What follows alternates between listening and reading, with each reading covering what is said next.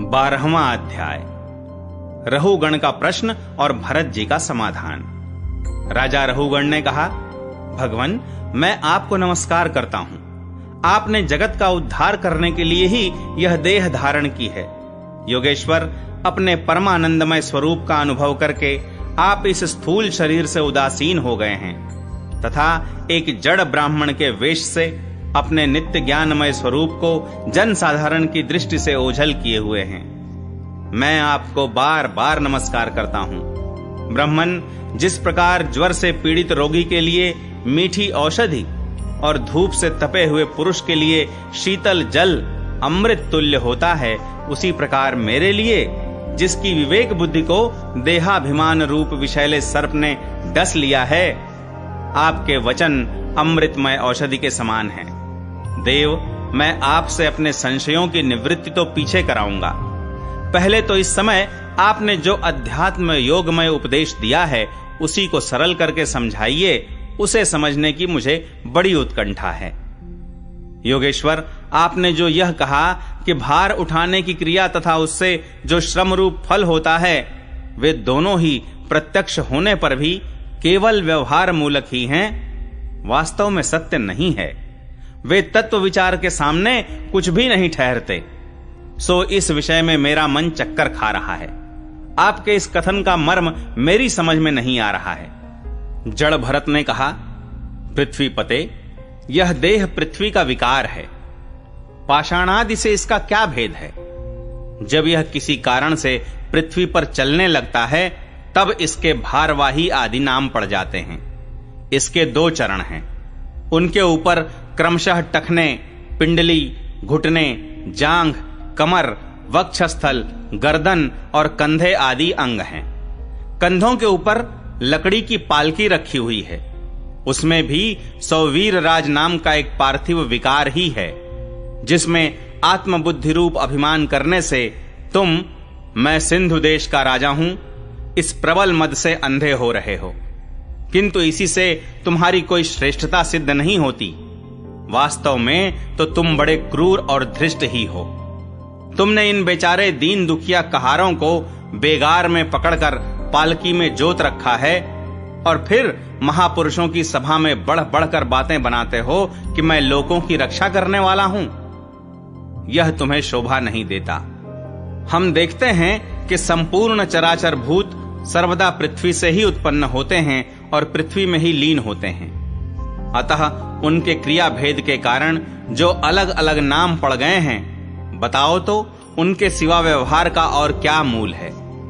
इस प्रकार पृथ्वी शब्द का व्यवहार भी मिथ्या ही है, वास्तविक नहीं है, क्योंकि यह अपने उपादान कारण सूक्ष्म परमाणुओं में लीन हो जाती है और जिनके मिलने से पृथ्वी रूप कार्य की सिद्धि होती है, वे परमाणु अविद्यावश मन से ही कल्पना किए हुए हैं।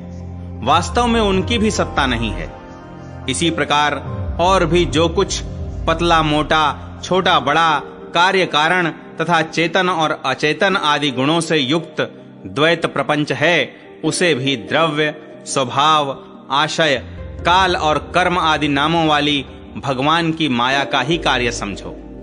विशुद्ध परमार्थ रूप अद्वितीय तथा भीतर बाहर के भेद से रहित परिपूर्ण ज्ञान ही सत्य वस्तु है।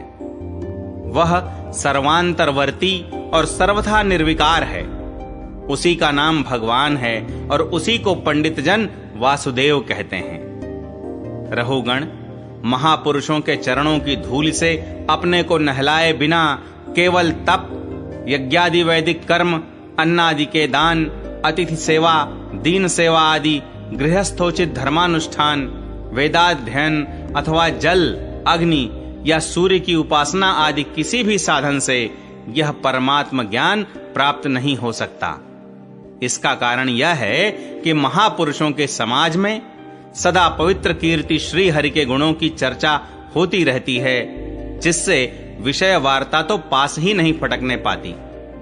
और जब भगवत कथा का नित्य प्रति सेवन किया जाता है, तब वह मोक्षाकांक्षी पुरुष की शुद्ध बुद्धि को भगवान वासुदेव में लगा देती है। पूर्व जन्म में मैं भरत नाम का राजा था। ऐहिक और पारलौकिक दोनों प्रकार के विषयों से विरक्त होकर भगवान की आराधना में ही लगा रहता था, तो भी एक मृग में आसक्ति हो जाने से मुझे परमार्थ से भ्रष्ट होकर अगले जन्म में मृग बनना पड़ा। किंतु भगवान श्री कृष्ण की आराधना के प्रभाव से उस मृग योनि में भी मेरी पूर्व जन्म की स्मृति लुप्त नहीं हुई। इसी से अब मैं जन संसर्ग से डरकर सर्वदा असंग भाव से गुप्त रूप से ही विचरता रहता हूं। सारांश यह है कि विरक्त महापुरुषों के सत्संग से प्राप्त ज्ञान रूप खड्ग के द्वारा मनुष्य को इस लोक में ही अपने मोह बंधन को काट डालना चाहिए। फिर श्री हरि की लीलाओं के कथन और श्रवण से भगवत स्मृति बनी रहने के कारण वह सुगमता से ही संसार मार्ग को पार करके भगवान को प्राप्त कर सकता है। भवाटवी का वर्णन और रहुगण का संशय नाश। जड़ भरत ने कहा, राजन, यह जीव समूह सुख रूप धन में आसक्त देश देशांतर में घूम फिरकर व्यापार करने वाले व्यापारियों के दल के समान है। इसे माया ने दुस्तर प्रवृत्ति मार्ग में लगा दिया है, इसलिए इसकी दृष्टि सात्विक, राजस, तामस भेद से नाना प्रकार के कर्मों पर ही जाती है। उन कर्मों में भटकता भटकता यह संसार रूप जंगल में पहुंच जाता है। वहां इसे तनिक भी शांति नहीं मिलती। महाराज, उस जंगल में 6 डाकू हैं। इस वणिक समाज का नायक बड़ा दुष्ट है। उसके नेतृत्व में जब वह यहां पहुंचता है, तब ये लुटेरे बलात्कार से इसका सब मालमत्ता लूट लेते हैं तथा भेड़िए जिस प्रकार भेड़ों के झुंड में घुसकर उन्हें खींच ले जाते हैं, उसी प्रकार इसके साथ रहने वाले गीदड़ ही इसे असावधान देखकर इसके धन को इधर उधर खींचने लगते हैं।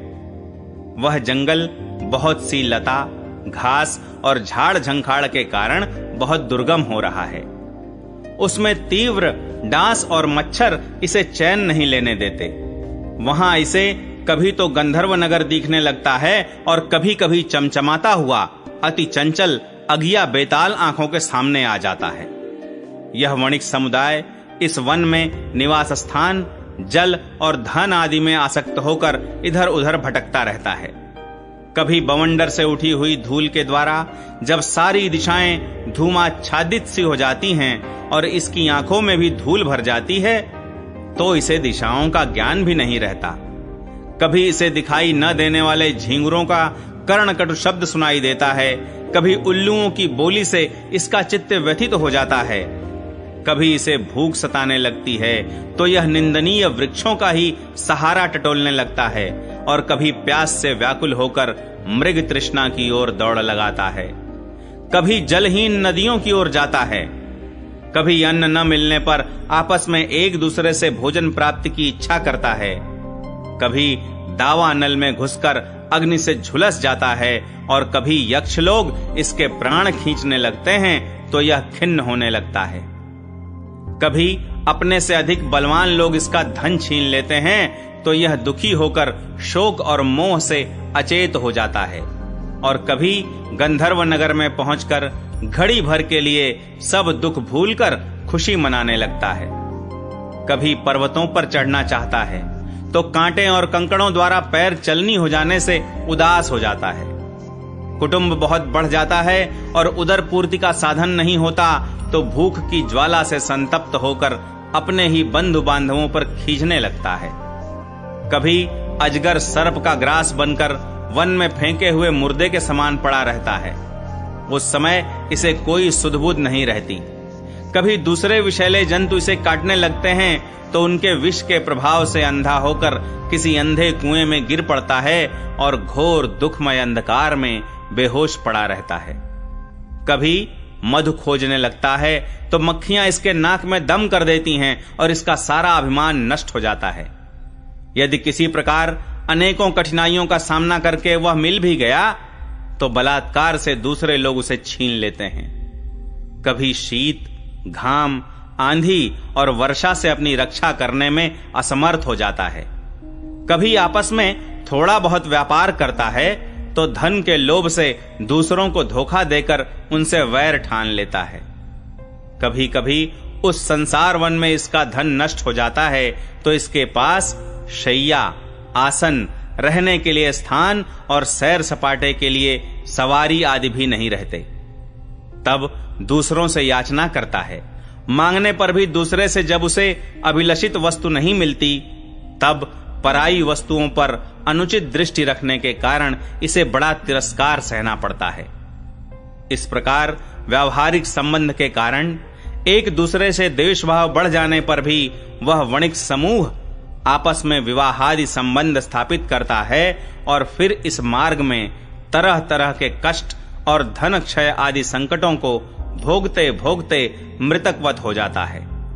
साथियों में से जो मरते जाते हैं, उन्हें जहां का तहां छोड़कर नवीन उत्पन्न हुओं को साथ लिए वह बंजारों का समूह बराबर आगे ही बढ़ता रहता है।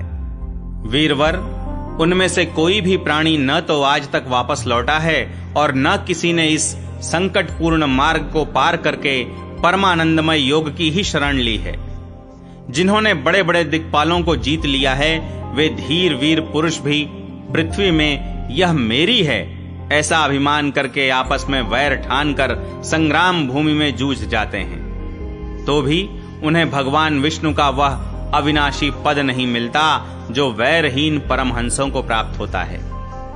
इस भवाटवी में भटकने वाला यह बंजारों का दल कभी किसी लता की डालियों का आश्रय लेता है और उस पर रहने वाले मधुरभाषी पक्षियों के मोह में फंस जाता है। कभी सिंहों के समूह से भय मानकर बगुला, कंक और गिद्धों से प्रीति करता है। जब उनसे धोखा उठाता है तब हंसों की पंक्ति में प्रवेश करना चाहता है, किंतु उसे उनका आचार नहीं सुहाता। इसलिए वानरों में मिलकर उनके जाति स्वभाव के अनुसार दाम्पत्य सुख में रत रहकर विषय भोगों से इंद्रियों को तृप्त करता रहता है और एक दूसरे का मुख देखते देखते अपनी आयु की अवधि को भूल जाता है। वहां वृक्षों में क्रीड़ा करता हुआ पुत्र और स्त्री के स्नेह पाश में बंध जाता है। इसमें मैथुन की वासना इतनी बढ़ जाती है कि तरह तरह के दुर्व्यवहारों से दीन होने पर भी यह विवश होकर अपने बंधन को तोड़ने का साहस नहीं कर सकता। कभी असावधानी से पर्वत की गुफा में गिरने लगता है तो उसमें रहने वाले हाथी से डरकर किसी लता के सहारे लटका रहता है। शत्रुदमन, यदि किसी प्रकार इसे उस आपत्ति से छुटकारा मिल जाता है तो यह फिर अपने गोल में मिल जाता है। जो मनुष्य माया की प्रेरणा से एक बार इस मार्ग में पहुंच जाता है, उसे भटकते भटकते अंत तक अपने परम पुरुषार्थ का पता नहीं लगता। रहुगण, तुम भी इसी मार्ग में भटक रहे हो, इसलिए अब प्रजा को दंड देने का कार्य छोड़कर समस्त प्राणियों के सुहृद हो जाओ और विषयों में अनासक्त होकर भगवत सेवा से तीक्ष्ण किया हुआ ज्ञान रूप खड्ग लेकर इस मार्ग को पार कर लो। राजा रहुगण ने कहा, अहो, समस्त योनियों में यह मनुष्य जन्म ही श्रेष्ठ है। अन्यान्य लोकों में प्राप्त होने वाले देवादि उत्कृष्ट जन्मों से भी क्या लाभ है, जहां भगवान ऋषिकेश के पवित्र यश से शुद्ध अंतःकरण वाले आप जैसे महात्माओं का अधिकाधिक समागम नहीं मिलता। आपके चरण कमलों की रज का सेवन करने से जिनके सारे पाप ताप नष्ट हो गए हैं, उन महानुभावों को भगवान की विशुद्ध भक्ति प्राप्त होना कोई विचित्र बात नहीं है। मेरा तो आपके 2 घड़ी के सत्संग से ही सारा कुतर्क मूल का ज्ञान नष्ट हो गया है। ब्रह्म ज्ञानियों में जो वयोवृद्ध हों उन्हें नमस्कार है, जो शिशु हों उन्हें नमस्कार है, जो युवा हों उन्हें नमस्कार है, जो क्रीड़ारत बालक हों उन्हें भी नमस्कार है। जो ब्रह्म ज्ञानी ब्राह्मण अवधूत वेश से पृथ्वी पर विचरते हैं, उनसे हम जैसे ऐश्वर्योन्मत्त राजाओं का कल्याण हो। श्री सुखदेव जी कहते हैं, उत्तरानंदन, इस प्रकार उन परम प्रभावशाली ब्रह्मर्षि पुत्र ने अपना अपमान करने वाले सिंधु नरेश रहुगण को भी अत्यंत करुणावश आत्म तत्व का उपदेश दिया। तब राजा रहुगण ने दीन भाव से उनके चरणों की वंदना की। फिर वे परिपूर्ण समुद्र के समान शांत चित्त और उपर तेंद्रिय होकर पृथ्वी पर विचरने लगे। उनके सत्संग से परमात्म तत्व का ज्ञान पाकर सौवीरपति रहुगण ने भी अंतःकरण में अविद्यावश आरोपित देहात्म बुद्धि को त्याग दिया। राजन, जो लोग भगवदाश्रित अनन्य भक्तों की शरण ले लेते हैं, उनका ऐसा ही प्रभाव होता है। उनके पास अविद्या ठहर नहीं सकती। राजा परीक्षित ने कहा, महाभागवत मुनि श्रेष्ठ, आप परम विद्वान हैं। आपने रूपकादि के द्वारा अप्रत्यक्ष रूप से जीवों के जिस संसार रूप मार्ग का वर्णन किया है, उस विषय की कल्पना विवेकी पुरुषों की बुद्धि ने की है। वह अल्प बुद्धि वाले पुरुषों की समझ में सुगमता से नहीं आ सकता। अतः मेरी प्रार्थना है कि इस दुर्बोध विषय को रूपक का स्पष्टीकरण करने वाले शब्दों से खोलकर समझाइए।